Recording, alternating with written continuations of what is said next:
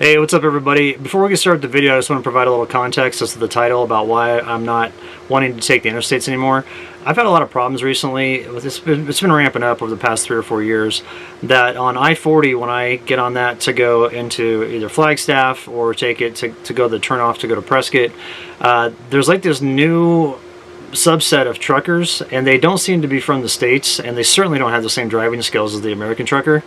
I've never had a problem with the American truckers. Like when I was on the road with Sierra for 7.5 years, we took the interstate a lot, especially on I-70, just jamming across Colorado back and forth and into Utah.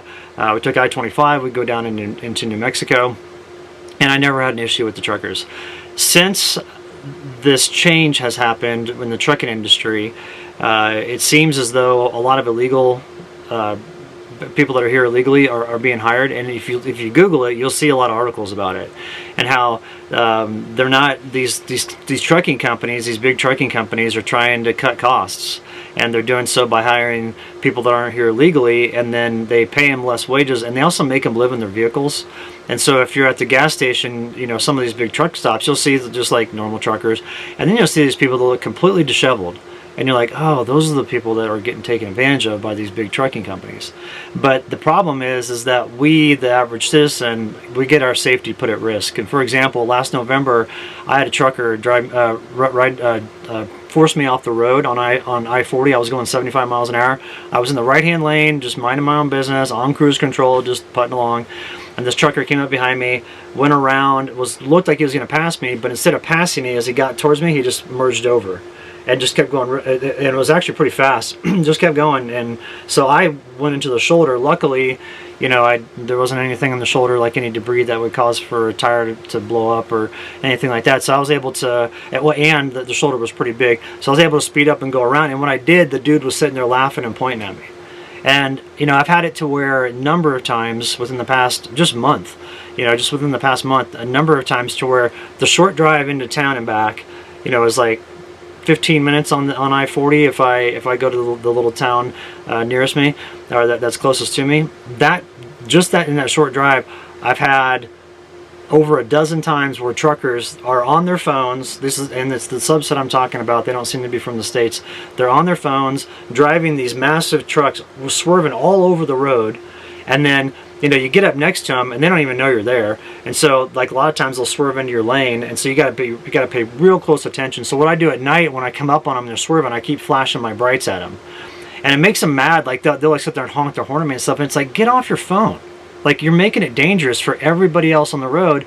And these trucking companies that are doing this, the hiring people that aren't documented, they're paying them less wages. They're not offering them any sort of health insurance or workers' comp. So if they got injured due to a wreck, they're on their own. I mean, they're just cutting corners, and they're putting everybody at risk. So that's the reason why I've been seeking out different routes to go into town. To drive into Prescott, I can actually take a really killer route, and that's what the first part of this video is. And so that first 5 or 6 minutes is the route that I take. It's 40 miles of it are Forest Service trails, or Forest Service roads, and then the rest of it's a county road, but it's really pretty, and it's a dirt road. You don't ever see anybody on it. I mean, hardly ever do I run into anybody. And then it dumps you into the west side of Prescott, and it's a really awesome route. So just wanted to give a little bit of context about that, and I'll probably do a video going forward about the trucking problems, because it is a big issue, and especially for those of us that spend a lot of time on the road, we got to really, really be mindful and pay attention at all times, just to make sure that you don't get in a wreck. Because just recently with this last snowstorm, which the second half of the video is snow footage from my place, it was really pretty as lots of snow came down, but it was a lot more snow than what was forecasted. All of I-40 through northern Arizona was shut down because there were 2 massive wrecks. There was one out in Hallbrook, and this is the footage from it right now.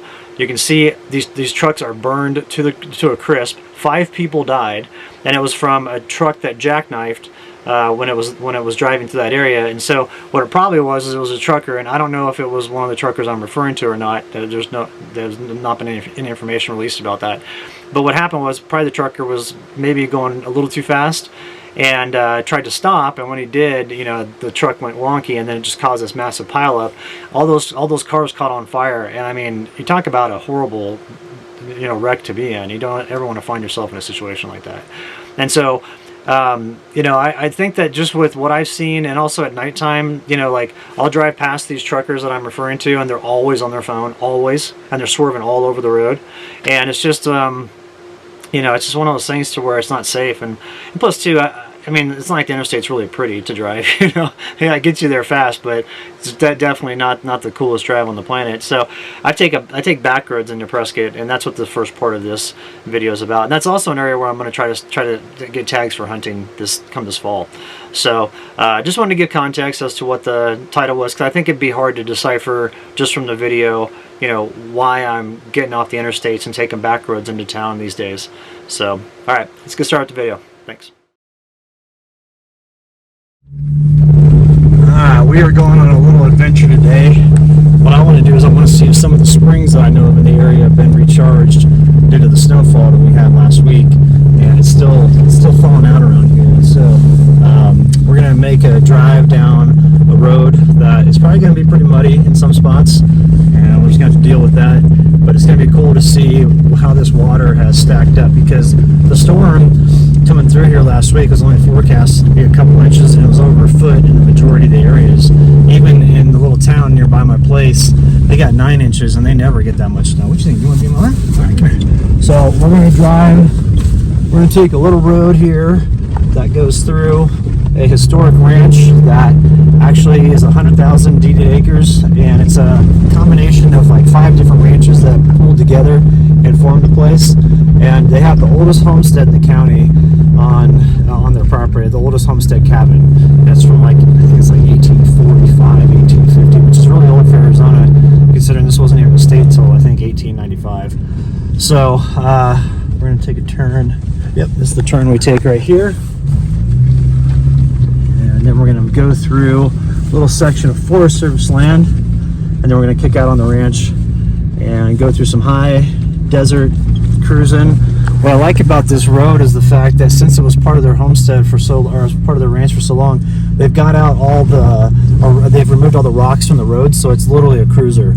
So we can get through here and nothing flat and really jam. So looking forward to seeing what the terrain looks like down in this area, because there's 2 wilderness areas down here, and they're both incredibly beautiful.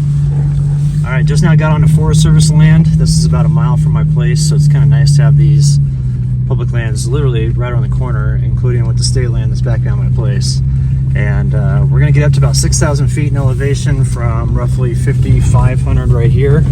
And the road's a little bit bumpy until we get to the section that used to be on one of the homesteads, because like I said, they like just over the years when they used to work that land, it was they got all the rocks out of the some deer running. Got all the rocks out of the road, and it's literally a cruiser, and it's so much fun in the summertime when the monsoon season hits, because it's all green and there's this big tall grass. No one drives this road, and then it goes through a cool little canyon area, which we're gonna hit here in about 20 minutes, and then we'll be kicking out on the historic ranching road and drive that all the way into town.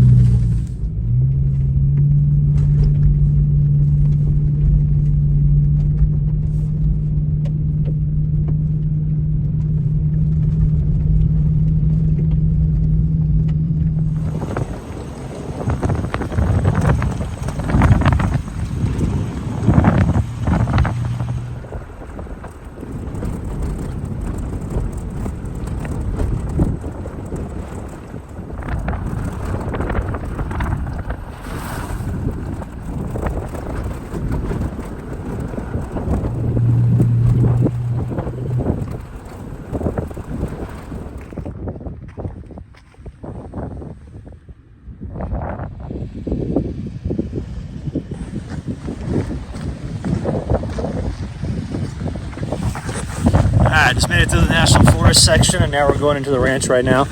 And they allow people to come through here. You just got to sign in and sign out. That way they know that you got out okay. No, stay back.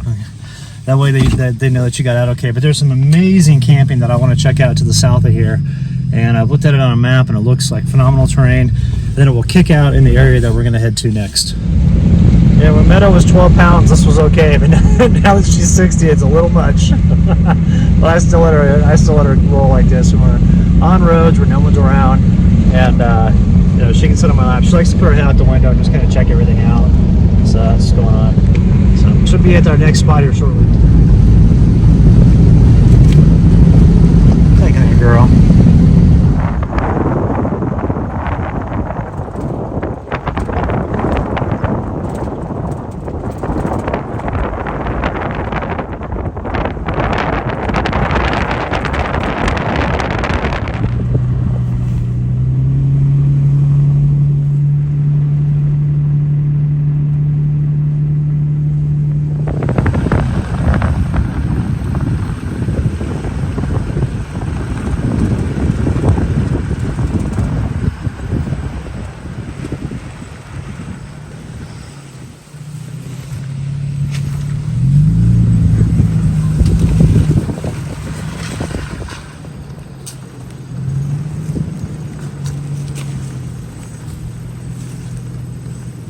Sweetie, you wanna go on a walk? Used to come over see her all the time and just hang out on these little rocks.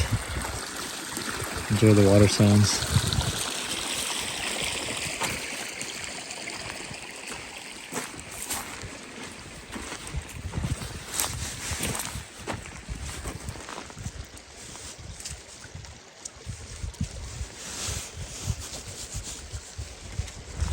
Alright, let's keep going in.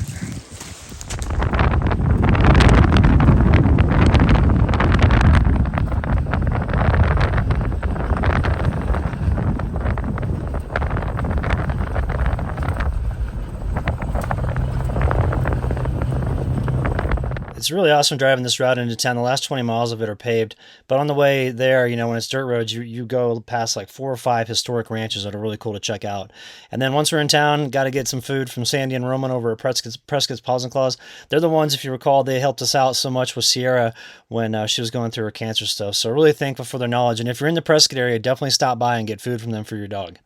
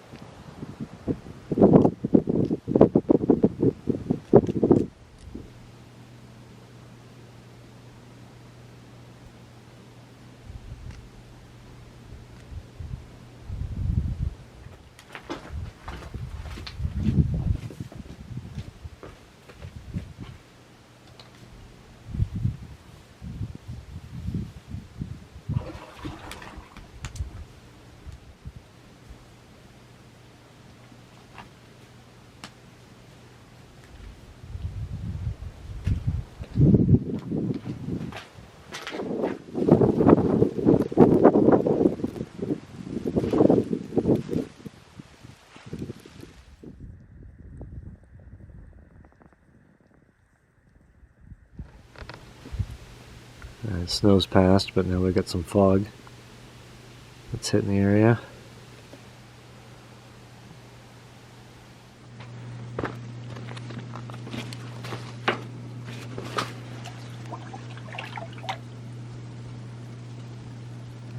A little bit more heat.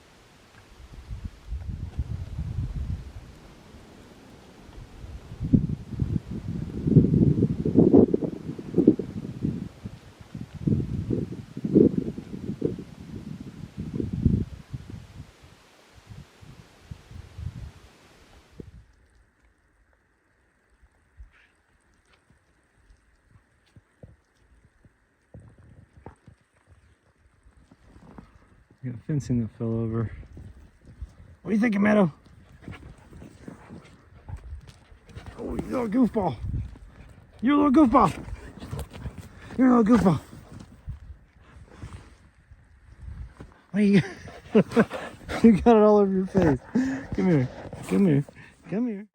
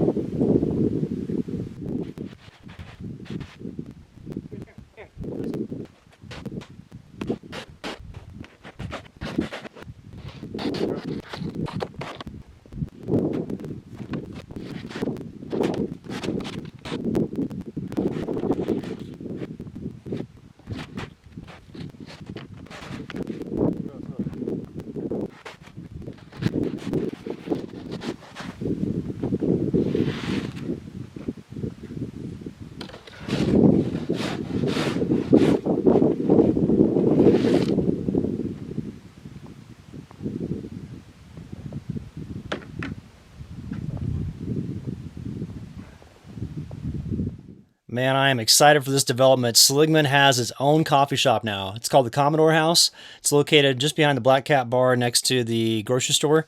And great coffee, cool little vibe in there. They also have stuff they sell. You see these resale items. So those are for sale as well. And they also make their own handmade pastries every morning. So I had a cinnamon donut, which was insane. And I talked to the owners just the other day. We're going to do a full dedicated video about this place so I can let you know about it. It's called the Commodore House, and here's what it looks like on the outside. This was actually Commodore Perry Evans was his name. He was a gunslinger, and this was the saloon that he owned in town. So it's really cool to have that here in Seligman.